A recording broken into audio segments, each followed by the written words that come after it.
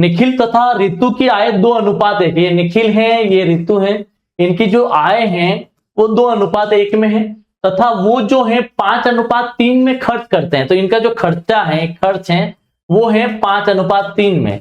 तो ये उनकी आय है, ये उनका खर्चा है। तो आय में से खर्चा माइनस होता है तो वो होती है उसकी बचत। तो बचत जो दे रखी है वो 4:1 में दे रखी है। और फिर कहा कि 4:1 में उनकी बचत होती है। यदि निखिल व रितु दोनों की कुल मिलाकर मासिक बचत 10,000 है, तो बताइए प्रत्येक मास की आय कितनी, इनकम निकालनी है। तो इनकम अनुपात 2:1 है। कुछ नहीं करना, दिमाग लगाना इतना सा है कि ये दोनों मिलाकर यदि मैं कहूं 4 यानी 5 का मतलब 10,000 है, तो इसका मतलब 1 का मतलब कितना होगा, 2,000 होगा। यानी इसका ये कहूं कि यानी 1 अनुपात बचत है, यानी 2,000 अनुपात है। यदि 4 अनुपात में बचत है, यानी इसका 8,000 उसका जो है वो सॉल्यूशन है। अब यदि मैं कहूं आप सभी को, यदि कुछ नहीं करना है, दिमाग लगाना है, यदि 5 जो है इसका खर्चा होता है, इसका मतलब वो 2,000 से मल्टीप्लाई करना है।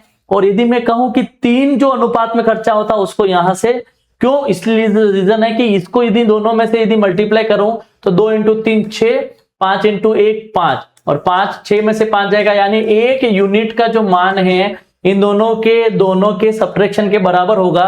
तो मैं कहूं इसका इससे गुणा किया 10,000, इसका इससे गुणा किया 24,000। 24,000 में से यदि मैं कहूं 10,000 जाएगा तो 1 यूनिट का मान जो है वो 14,000 है। यदि 1 यूनिट का मान 14,000 है तो इसका जस्ट डबल जो होगा वो कितना होगा, 28,000। इसका जो आंसर जाएगा वो 28,000 तथा 14,000 बिल्कुल आंसर सही जाएगा।